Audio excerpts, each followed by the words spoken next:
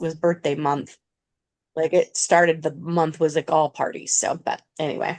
All right, well, let's jump in. I'm going to record it and that way you guys can go back and watch it if you want to. We're going to go through, there's two sections to this. So we have the expired and then we have the for sale by owner. So I'm going to go through both of those. But let's start with the expired because I think I'm sending the recording to one of my coaching clients who couldn't be here. So we'll start with that first. That way, if we run out of time, we can skip the FSBO one. But December 31st is a really big month for cancellations, or I'm sorry, a big day for cancellation and expireds. And so, and I'm already seeing like tracking just in my area when I ran the data for the December newsletter, there were 36 homes on the market. When I pulled it yesterday, because I went on a listing appointment, there were only 20 and only two properties have closed. So I'm wondering, I'm curious now to go back and look at the cancellations or the expireds because to go from 36 to 20 and only four are pending, what's going on with the data, right? And so it's going to be interesting to see that. So, we are experiencing, agents getting fired, right? Or properties not selling and they expire. So we are experiencing that with a little bit different market. And being that, you guys, well, Tam, you started kind of right in the middle of it, but Jessica, you kind of experienced a little bit of the more, stronger market when you first jumped in and now it's different, right? So we have to manage people's expectations a little bit differently. So let me go ahead and do a share. Let's see, which one do I want? I want that one. And I don't think we're seeing a lot of for sale by owners out there, right? Because people realize that they need to have an agent, so we're just not seeing a lot of that right now. So we will I, stay I with saw these. I saw one that was Did you? interesting, and I went to show my client that property, and it's really complicated. And I told the owner, I said, "Well, if you guys need any help selling it, let me know because like Yeah, it's going to be like finding a needle in a haystack, so to yeah, speak. This for the buyer, you know what I mean, the right exact buyer." And I'm like, they don't have the marketing. yeah, They listed it with a company that I didn't even know this, but there's companies yep, you can pay that you just list your property on MLS with. yep, yep, Okay, that's my yeah. 2 cents. Yeah. Well, I bought my house as a for sale by owner and, it was an interesting process. And what was really interesting, so I wasn't representing myself at the time. I had an agent and we crossed all kinds of lines of representing her, right? Because like she didn't have this house is old and we needed a lead-based paint. She didn't have a lead-based paint. And so we had to provide it for her. But should we have provided it for her? Well, technically not. Hold on, I had to close my door. Technically, he should not have provided it because we're not representing her, but being in the spirit of getting the deal across the finish line, right? She didn't have a purchase contract, so we did it. So it's, for sell by owners, yeah. So, but if we have time, we'll get into that and we'll go over kind of the different concept that momentum teaches for sell by owners. Okay, yeah, and we just had I just had like the attorney for AAR in and he spoke about that. So I can also let you know what he said. But go on with expireds Okay. first. So the first thing we want to do is obviously teach you a proactive approach. And when we talk about being proactive, this is to produce action, right? It's a fun word to say, but we want you to, when we see an expired, especially if you're going to farm, and I think Jessica, you're thinking about starting a farm. If you're going to farm, like put yourself on a search where you see anytime something cancels or expires, you get a notification through MLS that that's an opportunity for you to reach out. Okay. Want you to feel confident. I haven't, I don't personally work expires as a pillar. Have I contacted expires or canceled for a client that's looking for something specific? Yes. But I did one of my very first coaching clients that I had, that was one of his pillars. Now he would go back 3 to 5 years in the MLS and work the expireds that way. Those people still have a desire sometimes to still sell their home, right? And the market's shifted between 3 and 5 years. We know what was happening 3 years ago. So it does shift. And those people aren't quite as upset because you do have to commit to not taking it personal. We'll get into this more in the materials, but if you think about having your house on the market for 6 months and then there's a lack of communication, a lack of accountability, you too are going to be frustrated and potentially angry and think that realtors suck, right? And so that the goal is that we build our confidence and we know what to say and how to get through to those people that are potentially angry. And of course, obviously, we always want to increase our revenue. So today, talking about expireds, this is going to be new prospects. Talk about specifically sellers. Sorry, haven't had enough caffeine this morning. And then what are our tools that we need to have? You guys are going to get a lot of scripts and dialogues, which I'm not going to read to you because you can take the materials and read the stuff for yourself. I always hate when you're in a presentation and the instructor has their head to the back of their head to you and they're reading their slides. So you guys are all smart enough you can read the script. So if we were in person, we might do some role play, but we're not in person today. So looking at what is the lead generator, so the financial security of a proactive lead generator, that is the most important thing that we do, right? Jessica, I know you had shared with me a little victory you had about Nate kind of pushing you through to keep prospecting, right? And it's that is the most important thing that we do is lead generate. Everything else, it's all noise, right? The most important thing is that we get on the phones or we go knock on doors and create opportunities that create business for ourselves. So phase one, so if we were to work 45 weeks, we did 50 dials per week. And you may not find that many expireds in your database, so the numbers apply to what, or not in your database, but in your areas that you're working. Okay, it doesn't make sense to do an expired in Chandler if you're in Glendale, right? Because that just is a long drive, and to do the follow up you need to. That's you probably won't do it. No. But for the sake of the discussion today, 50 dials, that's 200 or 2,250 per year. If we get down to just our conversion rate, if we could convert 50% of those people in those conversations, and you see the math, how this winnows down, it's five additional, and I think most of us our sales percentage is higher than 50%. That gives you a total of five additional listings in your pipeline. This number is really conservative. I think 50% is probably not. I would say that most of us are going to be more in the 90 percentage because listings do cancel. They do life changes, right? Things happen. We get fired. It happens. So we definitely do want to pad in some there, but I think 90% is a better number. There is always, and no matter what market, I think it's 25% of the homes that fail to sell every year. And so why is that? Well, because the pricing's not right, the condition or the location, right? And so if we did the math, just easy math right now, $10,000 GCI, that's an additional $50,000 of income coming into your pipeline. And that doesn't take into consideration all the other marketing efforts that you do. If you boost it, you get a lead from that. You sit an open house, you get a lead there. You get a sign call. So this doesn't include all the additional ancillary business that comes from having a sign in a yard. So what's the plan? So we obviously have our target, our prospects, we have our expired listings, and then we have our call to close method. And here's all the dialogues that you're going to get in the scripts. You're going to get these. And then, of course, with any momentum class, we talk about tracking. So 90% of expired listings still have a desire to sell their home. And I think this is true even if you go back 3 to 5 years or even a year, go back. But you do, if you're going to take that approach, you definitely want to track it and make sure just because it expired that it didn't relist and sell with somebody else, right? And so you want to make sure you check that. So why do sellers seem so irritated? Well, again, we gave somebody 6 months that was an unproductive, failing relationship by the agent. Okay, so if you were promised some reality on the front end, you'd be a little irritated if that became an illusion on the back end. I went on a listing appointment yesterday and she was really disappointed with the data.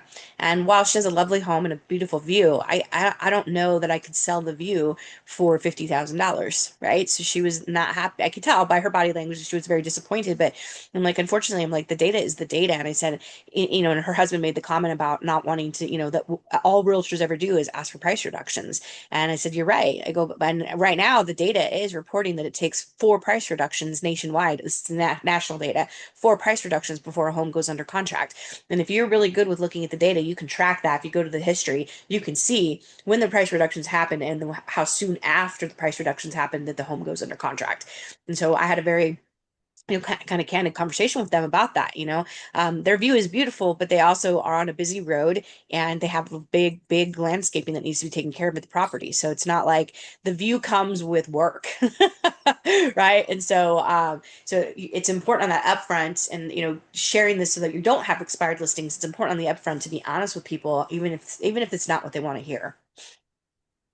So your role, so we want to get mad, right? We have to be mentally tough, absolutely committed, and detached from the outcome. Remember, this is not personal. This is not about you. You were not the agent that failed them, okay? And so when they hang up on you, they tell you realtors suck, you cannot take that personal, right? You just have to move on and get to the next one, right? Augmendino, if you're going to work expireds, I would highly encourage you to be reading at the same time the 10 Scrolls, the Greatest Salesman in the World, because it will give you emotional support that you might need working expireds. So okay, before the call. So we want to do a warm up, right?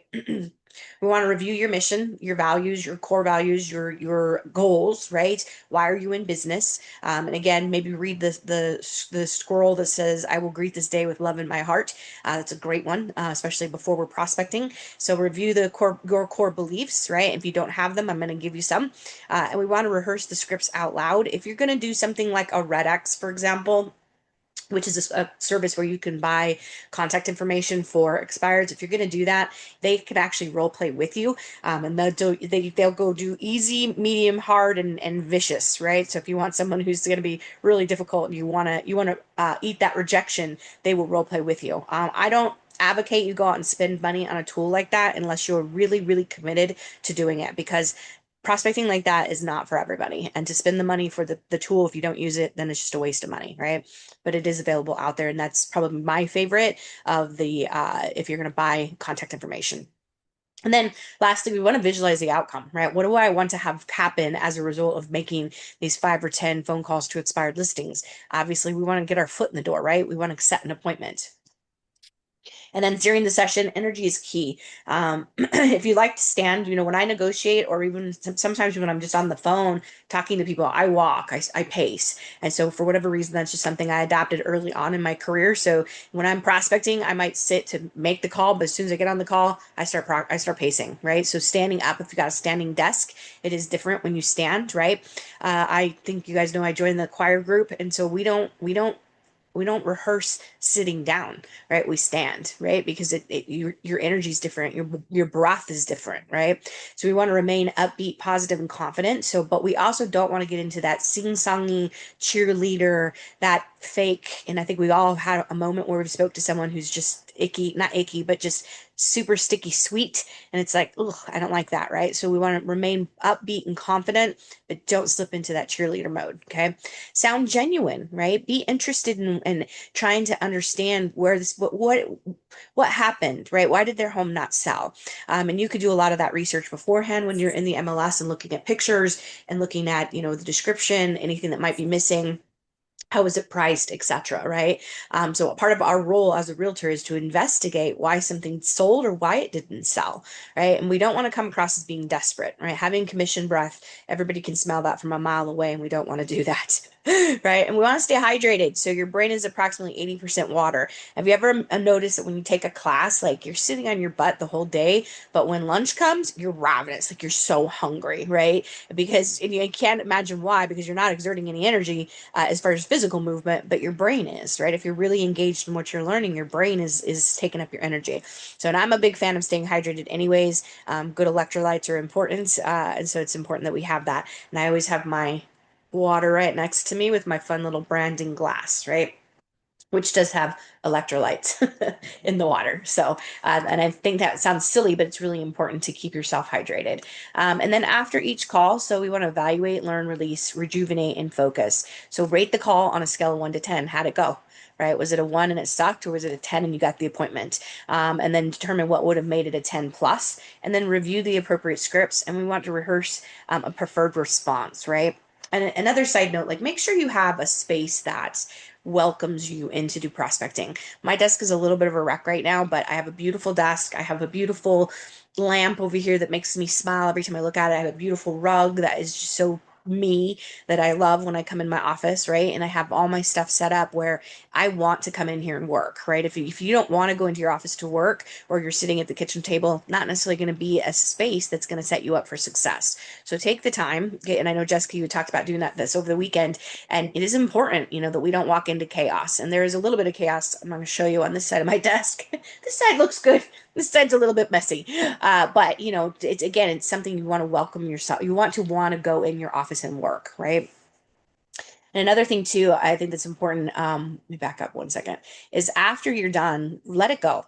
right? Try not to end your prospecting, and this applies to any prospecting session. Try not to end it on someone telling you that realtors suck, because what happens in the psyche is that the next time prospecting comes up on the calendar, you may not want to do it because it's going to be in the back of your mind that realtors suck, right? So try to leave your prospecting time on a positive note, even if that's leaving a message for someone, right? And then let it go. If you need to play the Frozen song, let it go. Then do it, right? If that's your jam, we gotta let it go because we live in a world of abundance, which is one of the core values that Momentum teaches. It's been one of my core values for my whole life, right? Is that we live in a world of abundance, and what we want and what we desire is ours if we do the right activities. And again, can't stress enough, if you read the scroll I will greet this day with love in my heart, the author says, who can say no to my goods if he hears the love in my heart, or the love in my voice, right? And so that's a really good, like I said, emotional support scroll to read before you call expired listings. Okay, so center your focus by remaining on the reviewing some of the basics for listings. So these are core values, right? So homes sell for two reasons: price and exposure. If you are a good, you track the data, you know the data in the market, you're tracking that, right? You know what the prices are and the price ranges that exist for that product. And the exposure, you guys, is the MLS. That's the biggest and baddest tool that we have. Go ahead, Tammy. Um, I don't think your slides aren't moving. Like we're still on the one that shows the red X for expired listing boot camp. So I Really? don't, yeah. Okay, thank you. Let Okay. me let me reshare. I don't know what's going on today.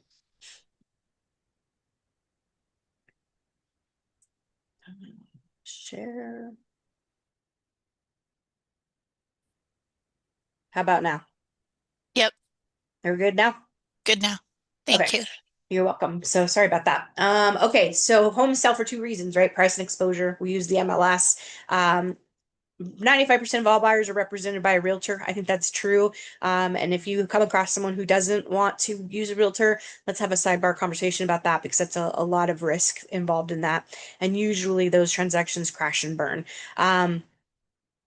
Realtors are not looking through home ads or taking virtual tours. Homes sell in all quarters, right? Especially here in Arizona. July can be a little wonky, right? Because it's so hot and people are gone on vacation. But even during the holidays, I have that listing in Peoria that I put up the week before Thanksgiving. We're getting our third showing today, which I'm really happy about that, right? Because I thought it was going to be really slow. So we're getting our third showing today.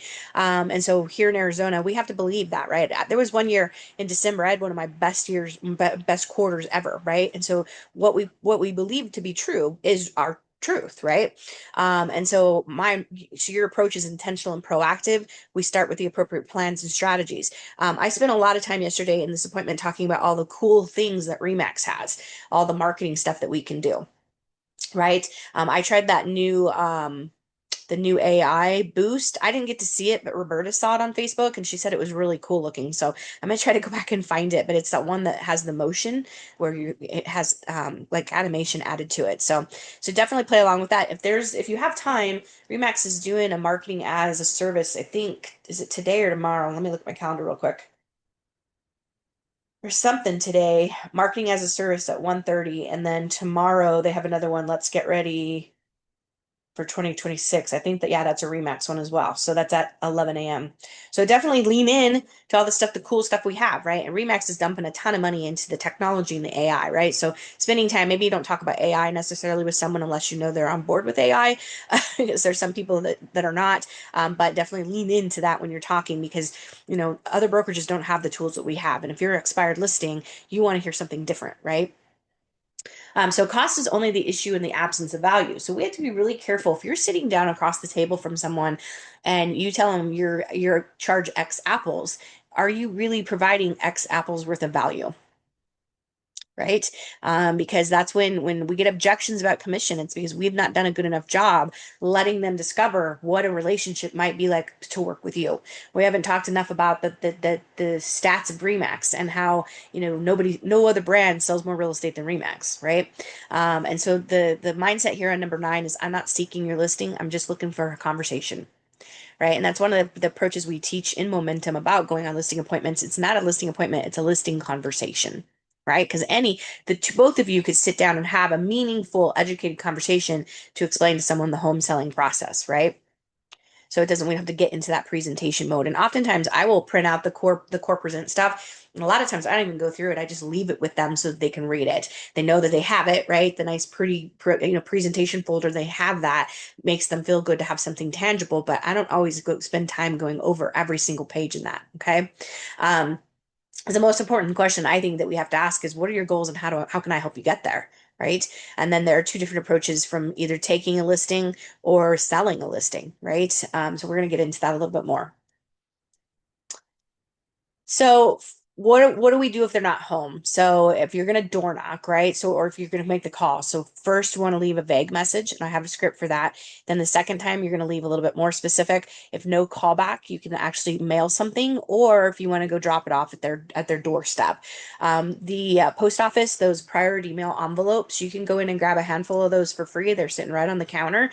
And a priority mail envelope will get opened all day long every day, right? And so that's going to stand out versus just sending something in the mail, right? So if it was me, I would get a priority mail and then go leave it on their doorstep. Okay, so here's the script for the first call. So, hi, this is Sarah from Remax Professionals. I'm calling regarding your home for sale. Please return my call at your earliest convenience. Leave your phone number. Thank you. Have a great day. The next one, this is so two different ways you can say it. So I specialize in homes that should have sold but didn't. Please return my call at blah, blah, blah, so we can discuss other options you have for getting your home sold. Or the next one is I would like to talk to you about a more effective way to sell your home. Please return my call. I personally like the first one because if you call me and you say I specialize in homes that should have sold but didn't, that gets my attention, right? Out of the sea of realtors out there and the failed relationship I just had for 6 months with someone, if you say you're specialized in a home that sold that shouldn't, it's going to get my attention, right? I mean, the second one's good too, but I personally just resonate with the first one. It rolls off the tongue a little bit better than talk to you about a more effective way to sell your home. All right, so here is the opening phone dialogue. Again, not going to read the whole thing to you, but I noticed your home expired today. I was calling to see if you still have a desire to sell your home. Sometimes people don't know that their home's expired, and that's because the lack of communication they've had with the realtor. And so we have some scripts on how to overcome that as well, because could happen that they didn't know their home is expired. And there is some different schools of thought. Like, do you want to call the next day after they've expired? Because there are agents that do work expireds, and so are you going to be the 57th realtor that's called them that day? So you also have to think about that, right? Like what's the sweet spot for you, and when you're going to feel the best about making those calls. And so I think try it the first day and see how that feels to you. And then maybe try it and do a week after it's expired and see if that's a better cadence for you. And so, you have to keep in mind that if you wait 30 days, they might have already relisted with somebody else. Now, if you're going back that 3 to 5 years or even a year back, then that's obviously you're not competing with a bunch of realtors calling them, because most agents are not thinking, unless they've taken my class, most agents aren't thinking about going and calling somebody 3 years ago that failed to sell their home, right? And 3 years ago, we were in the COVID market. So if they didn't sell, it was probably because they were overpriced or had condition issues, right? Or they were right at the tip of when the market started, because 3 years ago, about 3.5 years ago is when the rates went up. And so that's when things started to change, right? And so be prepared for them to say, what do you mean my house is expired? Right? So if they say yes, great. May I set an appointment to come by and share with you a proactive plan for getting your home sold? If they say yes, then we're going to jump to page 22. We're going to go into that pre-listing questionnaire, the investigation, asking the right questions, right? If they say no, we're just going to be gracious and say, okay, have a great day. Being more effective. So I noticed that your home expired today and was calling to see, can you guys still see my slides? Hopefully. You're both in witness protection, so I Yes. don't. Okay, Yes. thank you. So I noticed your home expired today. I was calling to see if you're still serious about selling your home. Very intentional wording there. Still serious about selling your home, and this might invoke some irritation, right? What do you mean? Am I not serious about selling my home? I just tried for 6 months, right? It's so, but that is designed to provoke that, right? To get that. Are they still serious, right? So if they say no, then have your plans changed. No. So then why do you feel like your home didn't sell? Or if you could sell your home tomorrow, would you? Okay. There's also some scripts in here too about like, well, why didn't you show my home when it was on the market? And you're going to need to be prepared to answer that, right? And if they say yes, great, when would be a good time? So you're going to close for the appointment, okay? And then again, get into that investigation. If they hesitate, so I'm a real estate consultant who specializes in homes that should have sold but didn't. If it's okay, I'd simply like to come by, introduce myself, and gain an understanding of exactly what you need in a successful transaction. Together, we could then decide if I'm the professional who can handle the job of selling your home. Would that be possible? Okay, so again, very intentional. I'm not just a realtor, I'm a real estate consultant. You guys, that sounds so much more, and not that I don't love calling myself a realtor because I do and I take great pride in that, but a consultant has a different vibe to it, right? And if I'm just consulting you and trying to find out why your home didn't sell, introduce myself, that has a different approach. It's a softer approach. It's a more welcoming approach instead of like, I'm a heavy hammer, I'm a realtor. You know, 'cause sometimes we get, I mean, it was funny, some of the stuff these people said to me yesterday. And, you know, it's interesting going on appointments with strangers because they say things to you about our profession that are just like, wow, where did you get that perception of us, right? Of who we are, you know? And so it's interesting. So sometimes the word realtor doesn't always have a positive with the public, right? Even though we take great pride in that and know what it means, the privilege that it means to be a realtor, right?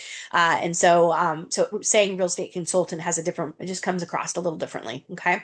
There are some power phrases that we'll talk about. Not everybody loves the power phrases. And so we'll get more into that in a second. So before I do that, staying out of judgment and getting into curiosity. This is one of Nate and I's favorite phrases, and we learned it from one of our very first amazing mentors, Howard Brinton, back in the day. And this is something that has stuck with me as a human after meeting him and being influenced by him. Is that I try to do this in all areas of my life to stay out of judgment and get into curiosity. We live in a world full of judgment, right? And if you spend any time on social media, you can walk away feeling like crap about your life. You look at a glamour magazine while you're checking out in the grocery store, you can feel like crap, right? So we want to stay out of that judgment, right? And making that quick assumption, right? Clickbait is terrible because we get right into judgment. And so sometimes there's more to the story than we know, right? And so when we can stay in curiosity, that makes us more a better level of communication, more approachable, right? So we stay in curiosity about all things in life, and just think how more beautiful the world would be if we stayed in curiosity instead of jumping right into that judgment box. Okay. So, all right. So, why do you feel like your home didn't sell? That's a loaded question, right? Because they might say, I don't really know, but they also might say because the realtor sucked, right? So you got to be prepared for that.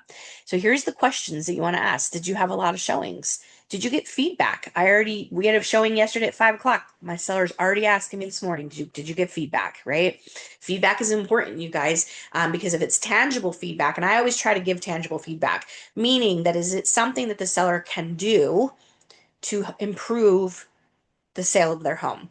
Like, for example, if you had popcorn ceiling in a home, that might be feedback to give. I can remove the popcorn ceiling. It's a pain, but it can be done, right? I can't change road noise, right? I can't do that, but that's feedback to give, right? This house backs to the power lines and it's kind of right off 107th. So there is some traffic noise. That's something we're going to have to overcome, right? And so giving feedback that helps a seller to understand why, you can't just say buy or whatever, you got to give feedback, right? That's appropriate, right? That's helpful. Okay. So asking them, did they get feedback? I'm going to venture to say that most of the time it was a no. All right. And I know we've had some controversy out there about whether we give feedback or not. Just be professional about your feedback. I think that thing that was floating around on the internet saying that somebody got sued, I think that was all fake. I think that was made up. You do want to be kind, be professional, right? You don't want to say go in and say the house smells like crap. Like, find a better way. And if you don't know how to, go to your AI and ask your AI, how do I give this feedback, right? And a lot of times we have those set template things, we can't really get in there and give good feedback. And if it's something difficult, pick up the phone and call the realtor. Don't put it in writing. Pick up the phone and call the showing aid or the listing agent, right? Okay, the next question. Did any of the buyers who came through buy another home? That's a great question to ask because that's telling you that your home was rejected because the buyer went and found something better. And we know right now buyers are drunk with power. And so they know that they can cancel and go buy another home. And if your expired listing is competing with new construction, that's also a conversation to have, right? Did any home similar to yours sell while yours was on the market? Another great question to ask. We need to be tracking that. What is going under contract? What is closing that's around our property? Okay. And why? Again, we must be the investigator as to why that home sold or didn't sell. How did you arrive at your price? Do you see where we're going with this? These are questions that are holding the seller accountable, right? And so, did you know the pricing benchmarks and trends that exist in your neighborhood? Every master plan community has benchmarks, right?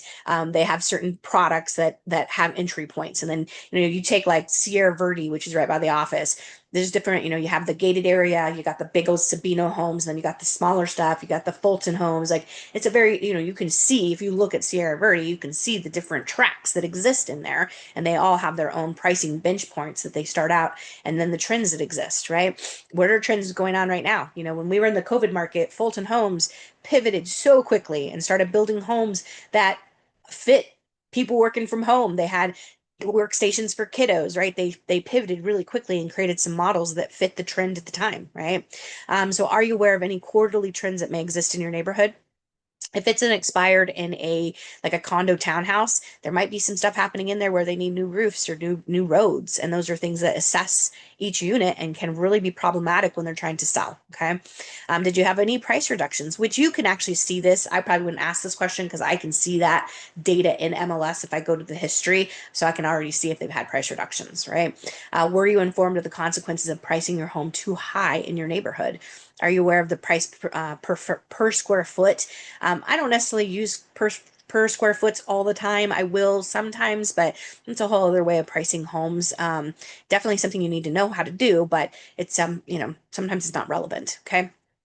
If they answer no to these questions, so do you think this kind of information would have been of value to you? And any logical person is going to say yes, right? So then we close for the appointment. When would be a good time for me to come out? I personally am not going on a listing appointment at 7. I want to be home by 7. So, but I would encourage you to say 5 o'clock, right? Most people will work their schedules to accommodate you at a more appropriate time than 7 p.m. So, I'd like you guys to come off mute and share with me, what do you think about these accountability questions? Do you feel like these are questions you could ask someone that you're talking to as an expired? Yeah, I do. Okay, I good. think I would probably, I don't know that I would go through all of them. I kind of would hone in probably on, because I- I'm a researcher, right? I like to analyze things, as you know, I like to iron my jeans. So, so I'm going to have a lot of information before I call them. So, I would be strategic on who I called, at least in the beginning, until I get comfortable doing expireds. And then, so yeah, if I think something didn't sell strictly on price, then I'm probably going to hone in more on that than. Um, but yeah, I don't know. Some of it might be condition as well. So Yeah. Yeah, so and yeah, you can tell by pictures too, right? Of what that, and pictures are huge. That people will. I mean, I remember helping somebody with a rental, and I kept sending them this one rental property that was perfect for them, but she kept overlooking it because the picture sucked. But I ended up living there for 5 years after I finally convinced her to go look at it, right? wow. Yeah, photos are, and that's a rental, right? So imagine if it's a home you're trying to buy, right? Yeah, and I think you're right, Jessica. We can do the data to know about the price benches that exist and the trends in the area. You could research all that, but the point being is that these questions are designed to help the seller take accountability and recognize, like, hey, this should be a partnership. And that these are things, and also they're also designed to help you look like the professional, right? These are stimulating questions that people need to know, and if the other agent wasn't asking that, and if you've been in the business less than 10 years, you don't know to ask these questions. I would say let's back up to like 2022. If you started prior to that, then you don't know to ask these questions, right? Because we were in such a strong seller's market for a really long time, and now we're in a buyer's market, right? And Yeah, that's a I agree with that statement for sure. yeah. Okay. Yeah. So Let's is this what you would ask them in person though, or not over the phone? um yeah, I mean, if the script is reading that you close for the appointment, I think it's going to depend on the person. And if you got a real high D personality, they may not have the patience to answer all these questions for you on the phone. They're So, not going to. I'm yeah, a D as well. I would be like, after 3 questions, I'd be done. yeah. So then kind of massage it to what works for you. I think, yeah, I think some of these are better in person, frankly, so if you can close for the appointments, then, ask some more of these questions in person. Okay, cool. I just wanted to get your take on that. Okay, thank you. You're welcome. Let's see. I think the next slides are all role play. Oh, no, they're not. Okay. Go back. Okay. So we're not going to role play page 14, but you guys can read that. So we're going to get into what are the most common responses, right, that we'll hear from an expired. So some advanced dialogues. So when all seems lost, these are the power phrases. And again, depending on if you can identify who the person is on the other end, these are real easy to pick out, right? Because they're agitated, they ask short questions, what's the bottom line? So your C's are a little bit more hard to identify, at least for me. Sometimes I'm struggled with the C's because they present themselves as something else. And so these may not feel like for you, feel comfortable saying. So I'm not going to read them all to you, but like I said, these are power phrases. Let's see, what's the one? There was one that I felt like the second to the last. You gave your previous agent 6 months. How about you give me 1 hour? Like that kind of has a little bit of like a New York vibe to it. So, but could you sweeten it up and say it in another way? Probably, right? So that, hey, I'm just asking for an hour of your time, right? And again, you have to really mentally get mad and not take it personal if they say no. Okay. You're going to move on because you live in a world of abundance. All right. Actually, I do need to stop share here for a second and go into the class materials, page 16. And I don't think we're going to get to the for sale by owner today, which is okay. I'd rather, since we're kind of in the expired era right now, or the expired time of year. This page, what page am I on?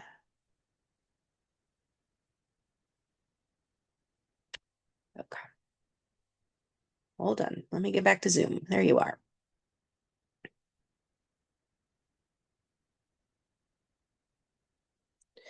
Okay, so here are some of the common responses that you might hear when you're dealing. You guys can see my screen okay? Hopefully. Yep. So I wish all your realtors would stop calling me, right? You're the 57th one that's called me today. We are going to relist with our current agent. Okay. If they haven't signed an extension yet, then, if they say no, then we close for the no. But what if they haven't signed an extension? Could you use one of those power phrases to say, hey, before you do that, would you like to sit down and see if there might be a better fit, right? We're going to take it off the market. So, well, if I could help you sell it in the next 30, 45 days, would you? Are you saying you can sell my home in 30, 45 days? Yeah. So we got to be really careful when we answer this one, right? If we have a plan, right? We don't have a crystal ball. Some homes sell quickly. Some homes, I mean, I was looking at the comps yesterday. Some of the comps on that appointment I went on, they sold quickly, but the ones that are currently active have been sitting, 6 months, like 4 months. And that's a long time to have your house on the market, right? And so what do you mean my listing has expired? So that again, that's going to be, I think that should be the top question or the top question there, response, is I think that happens really commonly where they don't even know. Okay. My realtor told me it was the wrong time of year, which is crap, right? We have 350 days of sunshine, and in Phoenix there's no snow, rarely snow, right? Not like some areas of the country where they literally can't get out to go show homes because there's snow on the ground, right? So that's not true for us. Are there peaks and valleys? Yes. And that's important for you to track that. Is this time of year a little bit slower? Yeah, can be, but the people that are out there looking are motivated, right? Because they want to get into a home before the end of the year. Do you have a buyer for my home? You got to be real careful how you answer this. If you do, great. But if you don't want to be deceptive. So there's the script for that. And then how much do you charge? You guys don't ever, ever, ever quote commission over the phone. You will lose every single time. And so my response to that is that's a great question, Jessica. I can't answer that before I see your home and find out your needs because all my commission packages are tailor-made to fit your needs. Are they? No. My commission's always the same. Sometimes I will deviate depending on the situation, but it's always the same. But if I just said X apples on the phone, then I'm done. Because if they're interviewing other agents and Tammy says she'll do it for a less apple, then why would they don't even know me yet, right? They don't know why I charge X apples and my value. Tammy, go ahead. I was just gonna ask, do you really have commission packages? I was just curious, but yeah, it seems like every seller wants a discounted commission from their realtor, but they want like the Yep. So to answer your question, I best, personally at this most moment don't. effort and everything, you know. Yeah. Personally, at the moment, I don't, but there are Mhm. plans out there where you can have like a gold or silver, gold, and bronze, and then you go through and Interesting. talk about like what is if you're doing the bronze, what do you get? And then if you get the gold and then the silver or platinum, and then you could even when if you did a platinum, you could say that one's at these apples, but for today for you, I'll slash through it and I'll do it for these apples, right? So that makes Yeah, them feel like they're getting a good deal, but you're still getting the commission that you really wanted to get. yeah. Also, So I'm I don't sorry. know. Go ahead. Oh, I was just gonna tell you, I have to drive to Wickenburg. So I'm going to try to switch from desktop over to my phone and listen to you while I'm driving. So I just wanted to let you know, like, it's going to look like I'm leaving, but I'm just going to try to switch. Okay. All right. Great. Okay. All Thank right. I'm you. sorry. Thanks. Um, and I think Tammy, I think your team at one point had those packages too, just FYI. Okay. I'll ask Tom about it. Yeah. Okay. Okay. All right. So Thank you. st You're welcome. Be safe driving. So Okay. stacking the paraphrases. So ABCs, we always want to be closing, right? So we want to eat rejection for breakfast, right? So I'm not going to read all these to you, but I just want you to know the scripture in here. Here you're the 22nd person, not the 57th, but the 22nd person who's called me today. I wish you people would stop calling me. So there's a script for that. And then we are going to relist. So here's your script. We're going to take it off the market. I think I went through some of these already. What's the difference between a consultant and an agent? This is a great one. So, study that because again, when we say we're a consultant, it has a different vibe to it than being a realtor. There's the script for what do you mean my home's expired? My realtor told me it was the wrong time of year. And then here we get into what do you mean that you specialize in homes that didn't sell that should have sold, right? Do you have a buyer for my home? And this is one, Jessica, I would probably try to internalize this one, the specialize, especially if that's going to be your opening dialogue when you make the call that I specialize in homes that should have sold that didn't. So I would really try to internalize this. Okay, I'm gonna memorize it. I'm assuming you're gonna send me this stuff. Yes, I will. Yep. So I just want to be left alone. You are all the same. There's a great one right there. And then why didn't you show my home when it was for sale? This is one that could trip you up. So another one to make sure you have a good script that you feel confident that you're using, because if they said that to you, especially if you're farming, and they see your face, right? That this is one that could you could get the deer in the headlights. As why didn't I show your home while it was for sale, right? And then here's some different opening dialogues if you want to use those. And then accountability. So what gets measured gets done, right? So you can take this. I would put this probably into a Google spreadsheet, and not just a paper spreadsheet, but put it into a Google spreadsheet that you open and you keep track of it while you're prospecting your. If you're going to work, work expires. If you can do it every day, you can do it once a week. Like track how many calls that you made, your outbound dials, how many conversations did you actually have, how many appointments did you set, and then track did it actually result in a meeting, and then did it result in me getting the listing? Right? So we have to track everything. So because we can't improve what we're doing, if you're making 100 calls a week and you're getting no at bats, then we need to have a coachable moment to talk about what is it that you're saying? How are you coming across, right? Because if you're making 100 calls, even at a 1% conversion rate, you should be getting some appointments, right? And so we want to track that in general. That's why we report our numbers at gas, right? Did you make your 20 calls? And Nate always says to me when I say, well, I think so, did you write it down? Because if you didn't write it down, and he's right, he's absolutely right. Because if I don't track it, then I know I probably didn't hit my 20 calls, right? Now I have 25 women that are going to be at my house this weekend, so they are all going to be they're all going to know that I'm in real estate, right? So I don't plan to have meaningful conversations with all of them, but it's definitely going to be, hey, just so you know, I'm a realtor. And so tracking all of that stuff, right? And then down here, I think this is an important question to ask is that I'm glad I did, but I wish I had. Okay. And then what did I learn from this today? What can I do differently? What did I learn? I shared last month at the office meeting all the stuff I learned even after 28 years in the business that I could have done differently with that really difficult transaction I had, right? And so I think it's important when we have difficult transactions to be reflective, right? And to say, what could I have done differently in this? And so, and then I get to share that with you guys. As hard as that is to be transparent with you, but I get to share that so you don't make the same mistakes that I do, right? And so when we think about this, like listen to what people say, and that guy last night, he said to all, he goes, I hate when realtors, when you list a home and a week later they're pressuring you for a price reduction. And so I shared at that meeting, like, we have to get in the boat with them. And I actually said that to them last night. I said, we have to get in the boat with you. This is not me against you. This is us against the market. And they nodded their heads in approval, right? And so, and another thing too, just to remember when you are learning these scripts and dialogues, that people don't hear your words, they see your words, right?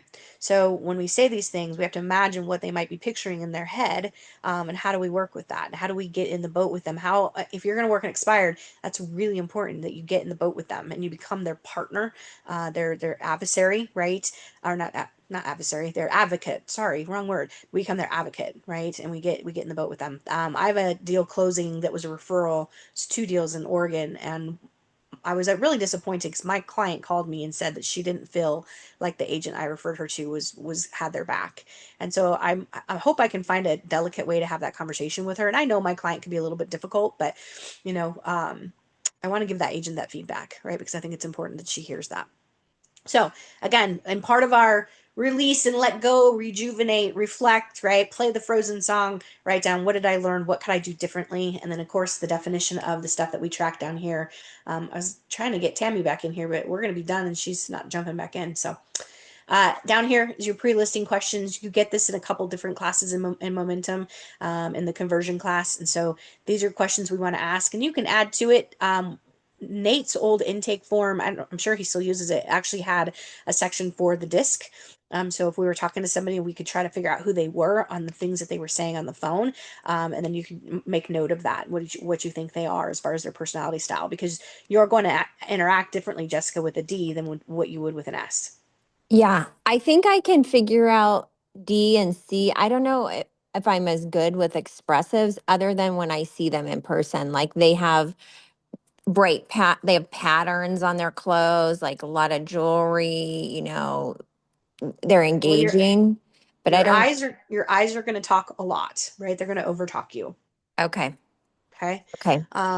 The S's are going to be more respectful. Now, S's, I think an expired S could be kind of like that mama bear on the shoreline, right? Looks cute and nurturing, but then if somebody approaches her cubs, she's you're terrified of her, right? So Yeah.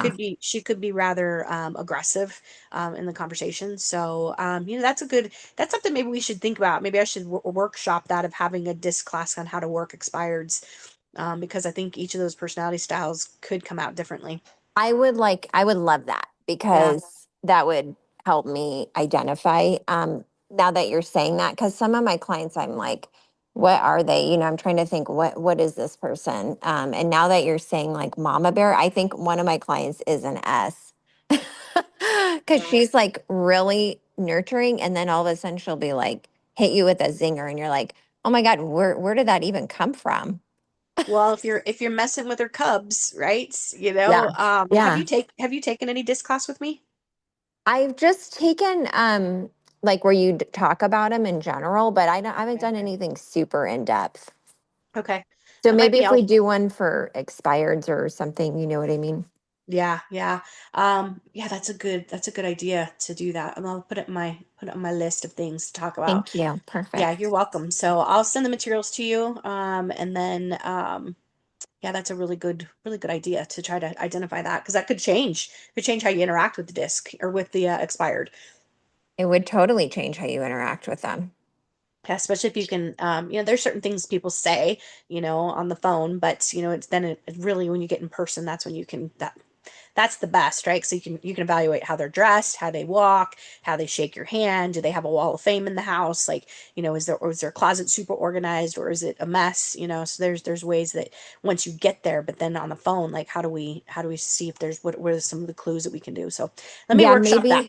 maybe do a combo one where it's like if you're just on the phone with them, try to identify. And then when you get there, make sure Yeah. that you are accurate because you may be inaccurate on the phone, you just don't know. But you'll have more clues when you get there. So maybe like a combo class on that, like Yeah. calls and then in-person meetings.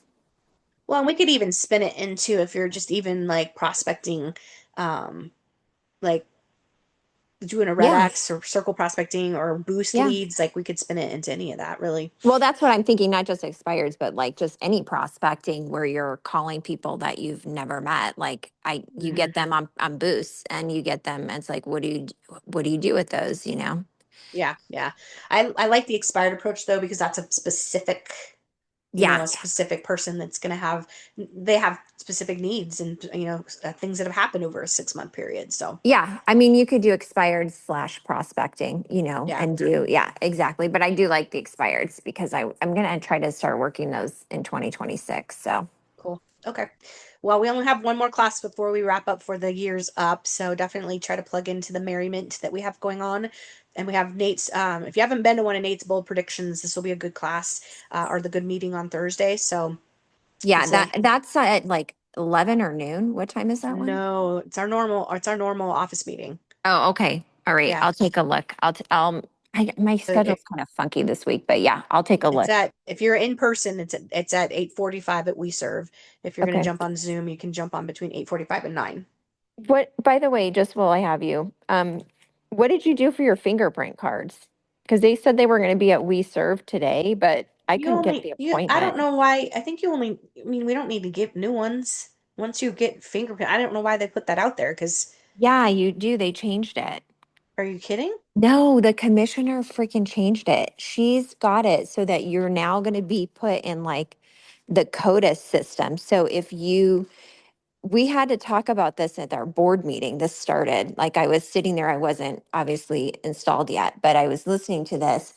And Sandy, who was the broker at Remax Fine Properties, said that they had like DPS come talk to their agents because if you get a felony for a speeding ticket, like a criminal speeding ticket, if you're going 20 over, you'll get a criminal and then you're going to get flagged in the commissioner's thing because now these cards are going to link up with law enforcement. So like if you I guess apparently this came about because they missed like five sexual predators that were still holding a license. And they weren't able, the systems don't talk to each other. So now that's what the new fingerprint cards are. Or you're going to automatically, it's going to go right to the commissioner if you get like arrested or get a whatever, a felony or a misdemeanor or whatever. I'm not even sure all the details, but I just know that's going into effect. So you have to get like on upon your license renewal. No, I think it's before then because I think it goes into effect like either December or January. I can't remember which date. And I want to say the 13th, but I can't remember because I don't Okay. have enough details. So I was kind of confused because of what I heard in the board meeting, but then our brokerage hadn't really, I feel like they hadn't clarified that. So I wasn't sure. Okay. All right. Well, I guess we'll learn more. So Okay. All right. cool. Well, have a good day. Thank you. All right. You guys too. Talk to you soon. Okay. Bye. Bye.